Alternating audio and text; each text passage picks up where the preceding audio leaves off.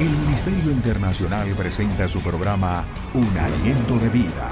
El Espíritu de Dios me ha hecho y el aliento del Todopoderoso me da vida. Job 33:4.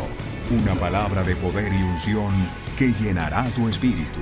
Con ustedes, el pastor Jorge Enrique Gómez. Bienvenidos.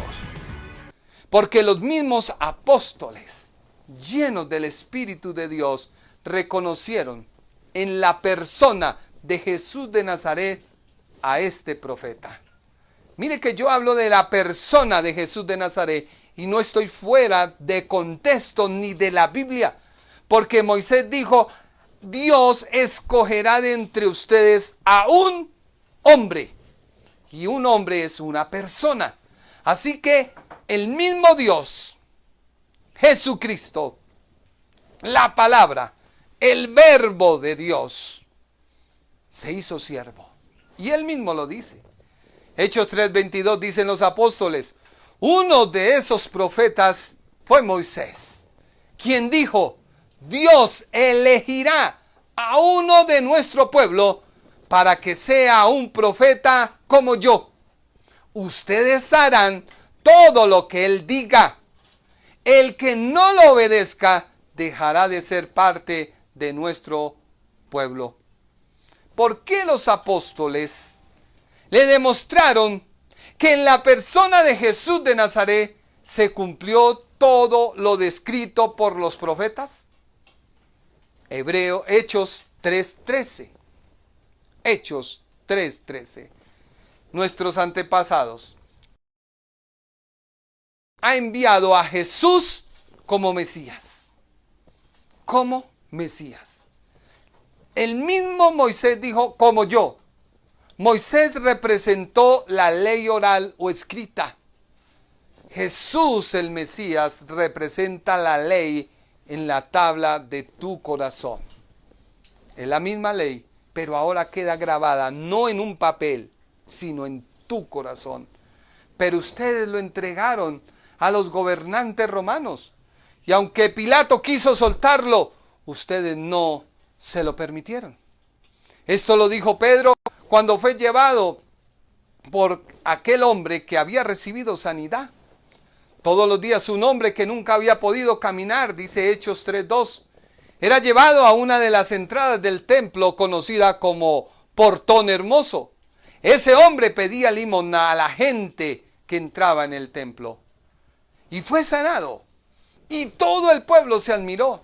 Y el apóstol Pedro y los apóstoles dijeron: es que en el nombre de la persona de Jesús de Nazaret se obró este milagro. O sea, el profeta prometido hace milagros. Hechos 3:6 dice: sin embargo, Pedro le dijo: no tengo oro ni plata, pero te voy a dar lo que sí tengo. En el nombre de Jesucristo de Nazaret, te ordeno que te levantes y camines. Así que el mismo Señor Jesucristo es el siervo, el profeta que anunció Moisés. El Señor Jesús, que es Dios, que es el Hijo de Dios, la segunda persona de la Trinidad, el Verbo, la palabra encarnada de Dios, es a su vez, porque eso es su posición, la posición de Dios dentro de la deidad es Dios, el Hijo de Dios, la segunda persona de la Trinidad. Eso es su posición. Pero mientras estuvo en la tierra, fue el siervo de Dios en la tierra. Y ese era su oficio, su cargo en la tierra, ser el siervo de Dios. Juan 5:19 dice: entonces Jesús explicó y les dijo la verdad. El Hijo no puede hacer nada por su propia cuenta. Solo hace lo que ve que el Padre hace. Todo lo que hace el Padre, también lo hace el Hijo. ¿Eso qué es? Ser un siervo. Porque ese siervo estaba haciendo la voluntad ¿de quién? Del que le envió. ¿Y quién le envió? Dios, su Padre. Les digo la verdad, el Hijo no puede hacer nada por su propia cuenta. Por eso Jesús, siendo Dios, no hizo lo que a él le convinió en la tierra, porque su cargo, su representación de Dios, le impedía como siervo hacer lo que a él le pareciera. Juan 12:49 dice la Biblia, porque yo no hablé por mí mismo. ¿Moisés habló por sí mismo? No. ¿Jesús habló por sí mismo? No. Y Pablo iba a hablar por sí mismo menos. Entonces, ¿por qué hoy en día se levantan tantos declarando, diciendo, ejecutando, cuando se les olvida que somos unos simples siervos de Dios? Unos simples siervos de Dios. Juan 12:49 dice de la Nueva Versión Purificada, porque yo no hablé por mí mismo, sino que el Padre que me envió, Él me ha dado mandamiento de qué he de decir y de qué he de hablar. Y Jesús lo hizo ¿por qué? No porque no pudiera, no, porque estaba sujeto su servicio, su cargo como siervo de Dios. Por ello tú y yo debemos entender que el cargo que se le asigna a una persona por Dios nunca fue dada para que los hombres le rindieran cierta pleitesía, sino por el contrario, se les debía conocer por quienes ellos representaban. ¿Se lo repito? Hoy en día es famoso ser apóstol. Y viene una crítica grande que espero no tenerla.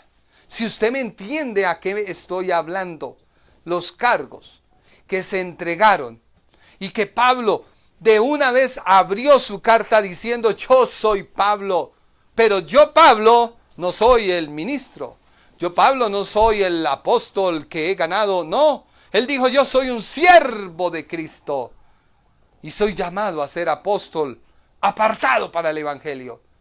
Ya tú lo vas a entender cuando te explique en unos pocos segundos qué significa ser siervo.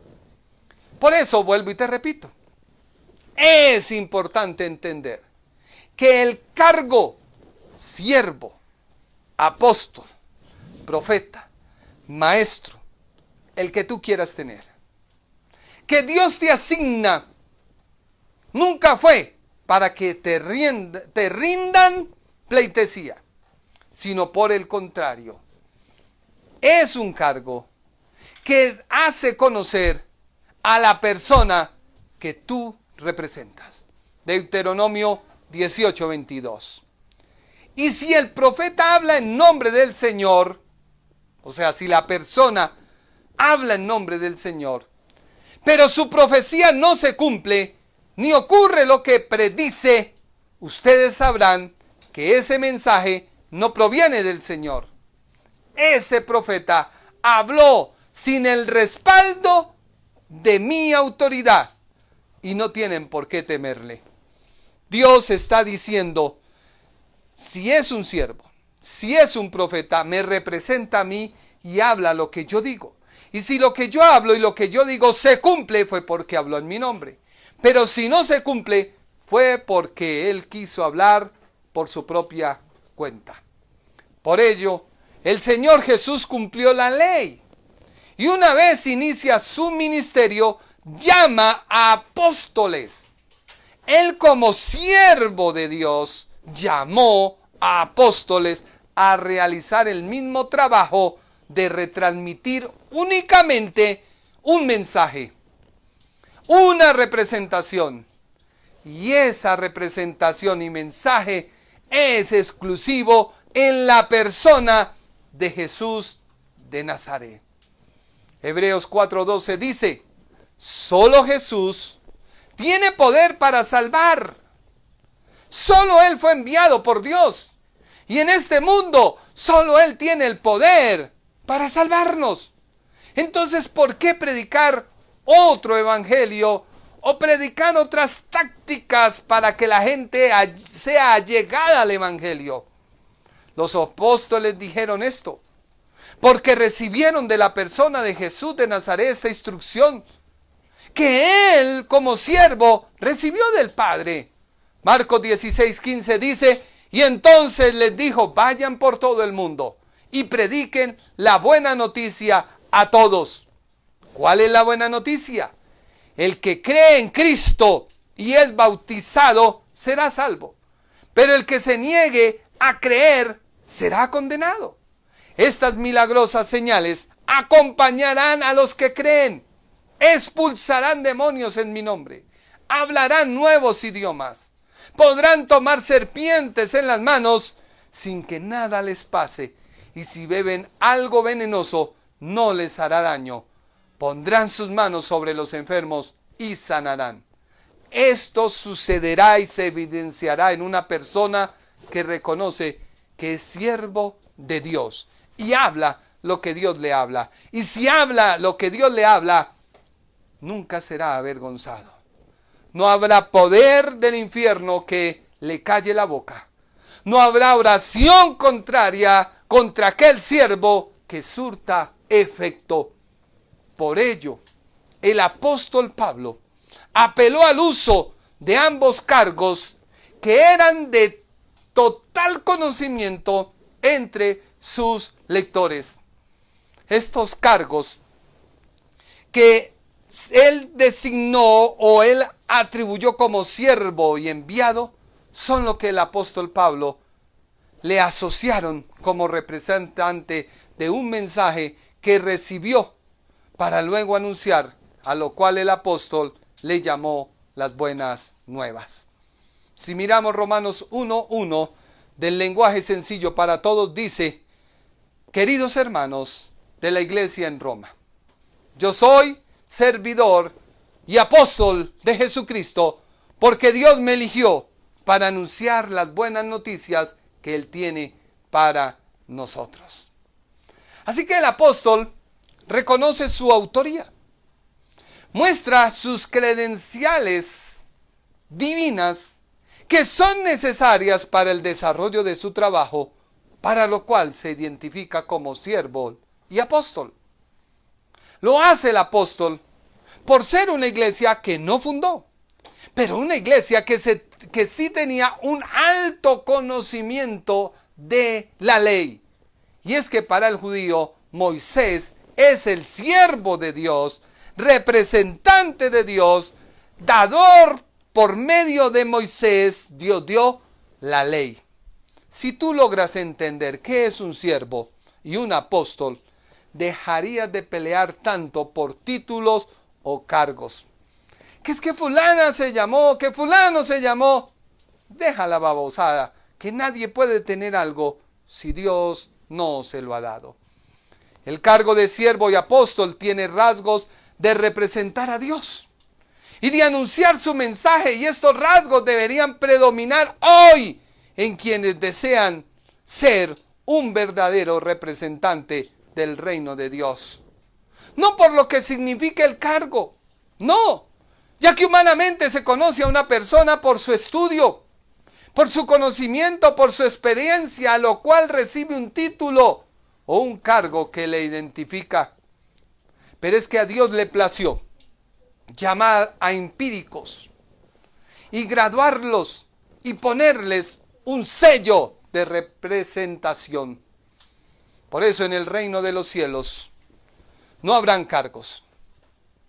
En el reino de los cielos no se recibe a la persona por lo que logró, porque en sí no logró nada. Fue Dios que la usó para que el evangelio avanzara. Por eso el mismo Señor dijo en Mateo 20:25. Entonces Jesús los llamó a todos y les dijo, en este mundo, como ustedes bien saben, los jefes de los países gobiernan sobre sus pueblos y no los dejan hacer absolutamente nada sin su permiso. ¿Ha cambiado en algo? No. Tenemos media ciudad por orden de la autoridad de la alcaldía cerrada. Así que la palabra se sigue cumpliendo. En este mundo, como ustedes bien saben, los jefes de los países gobiernan sobre sus pueblos y no les dejan hacer absolutamente nada sin su permiso. Además, los líderes más importantes del país imponen su autoridad sobre cada uno de sus habitantes. Pero entre ustedes no debe ser así.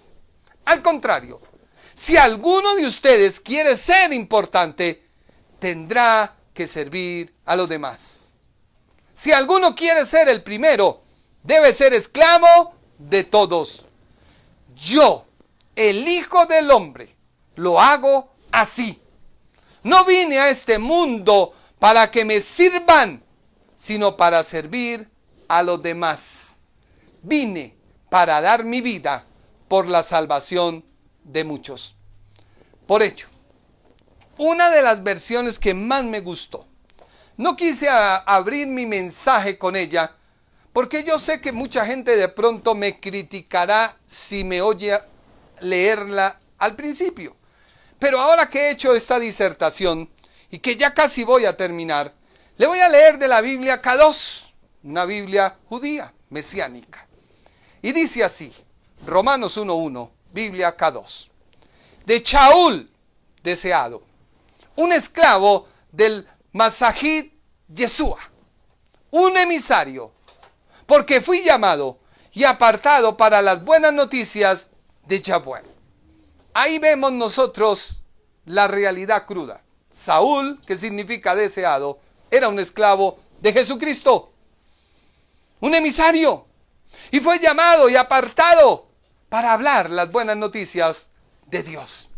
Esto quiere decir que el apóstol tiene una responsabilidad que le restringe a hacer su propia voluntad, ya que no hablará por su propia cuenta. Por ello el apóstol dijo: mi servicio es siervo de Cristo. Mi llamado es apóstol de Cristo Jesús. Y mi ministerio es anunciar a todos los judíos, griegos o gentiles, las buenas noticias, desvirtuando las corrientes de pensamiento que se habían levantado. ¿Qué quiere decir siervo? Estudiémoslo rápidamente. La palabra siervo es una palabra griega que significa doulos. ¿Qué quiere traducir esta palabra griega para nosotros? Siervo. Siervo, hombre sometido a otro. Pero ya usted lo puede entender porque te hice una disertación más de 40 minutos explicándote qué es un siervo. Ahora sí lo puede usted entender. Un siervo significa alguien sometido a otro. Un asistente, en otras palabras, un esclavo por amor y no por sumisión a la fuerza.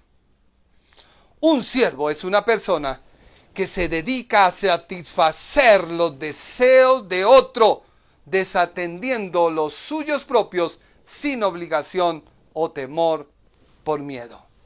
Yo cuando escucho y veo que alguien comienza a hablar y a divagar y a extraer de su mente una elocuencia, digo, grave. El predicador tiene que tener su sustento en la palabra de Dios. Si el predicador no expone la palabra de Dios y deja que la palabra de Dios sea la que exponga lo que Dios quiere decir, no eres un siervo. Un siervo se designa a una persona que se somete a servidumbre, siendo sujeto su voluntad, emociones, sentimientos a otro que le toma como esclavo. Por eso el apóstol Pablo se sintió como esclavo. Y alguien cree que es que venir al evangelio es volverse un esclavo. Entonces resulta que mi esposa, que no es creyente y no quiere recibir al Señor, la debo dejar porque me va a contaminar. Baboso. Tú tienes con tu testimonio que ganar a tu familia. El hecho de que tú seas creyente, que Dios te haya llamado, Él te llamó para que tú seas como los enfermeros y los médicos de hoy. Yo no he visto virtualmente a un médico ayudando a alguien de COVID y diciéndole, mire, haga esto, coja esto. No, están en el campo de batalla y aunque esté en riesgo su misma salud, ellos se someten por amor a su profesión y por amor al legado que han recibido en atender al enfermo. Eso debe hacer hoy la iglesia de Dios.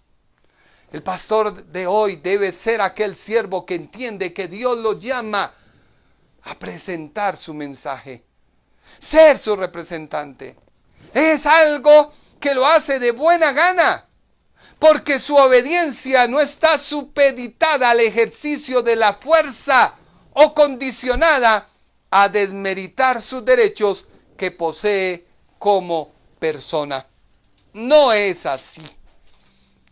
Un ejemplo de esto, de un servidor que se encontró con el siervo de Dios en ese tiempo, fue aquel hombre que tenía a su cargo unos soldados. Mateo 8:9 dice la Biblia, porque yo sé lo que es dar órdenes y lo que es obedecer. ¿Quién estaba hablando ahí? El centurión. ¿Se acuerdan del centurión romano? Que fue a buscar a Jesús para pedirle que sanara a un sirviente.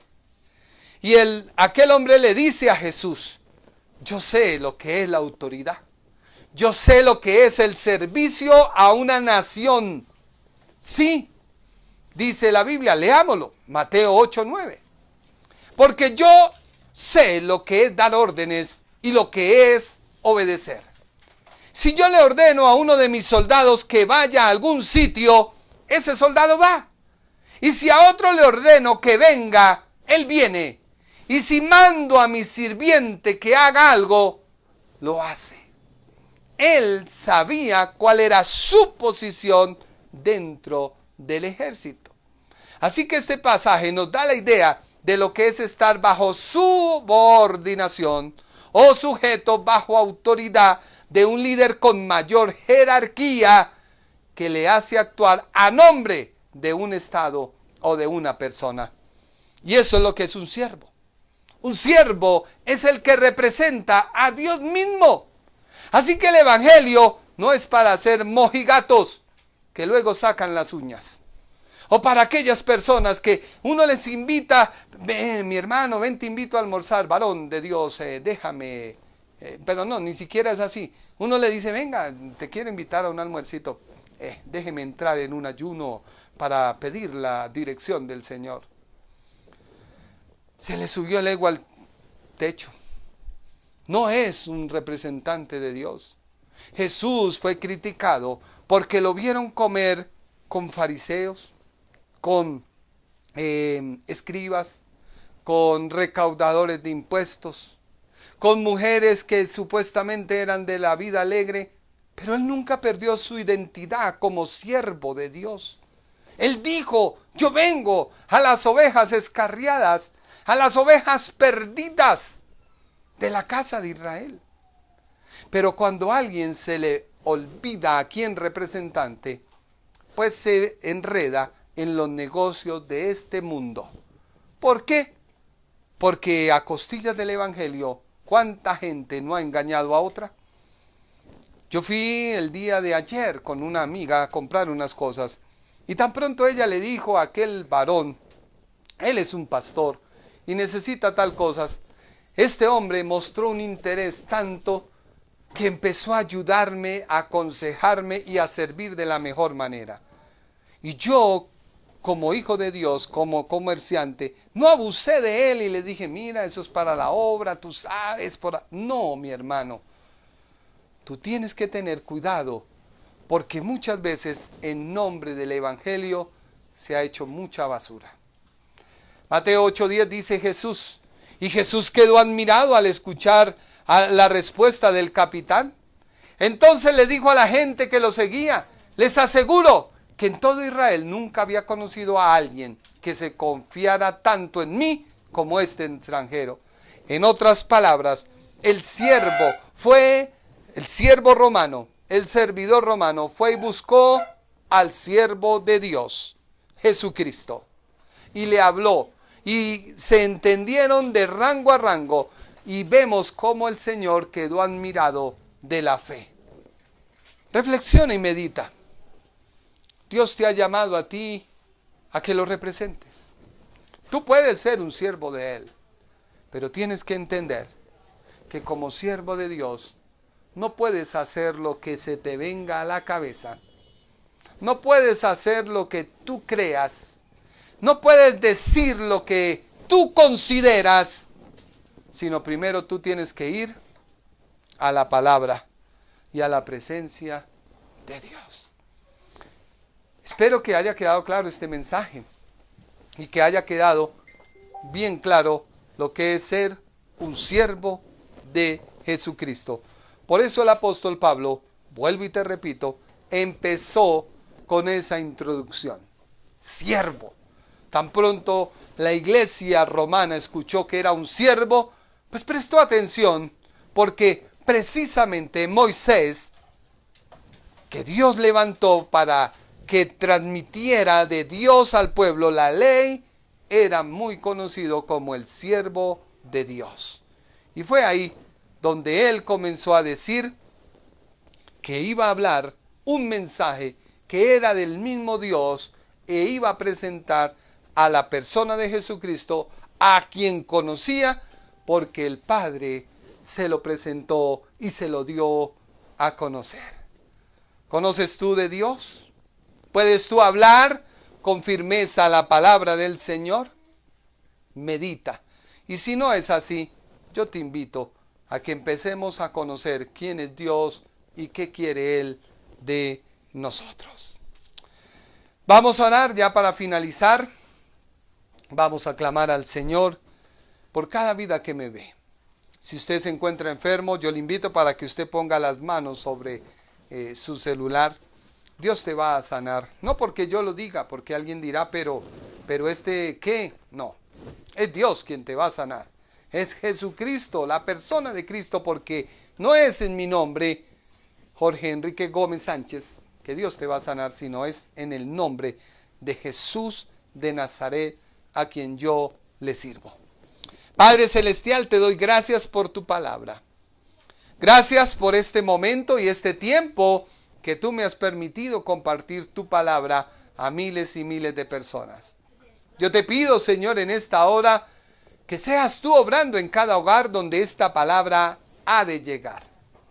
Yo te pido, Señor, en esta hora, que cada persona que me ve, si está enferma, en el nombre de Jesús de Nazaret, reciba sanidad.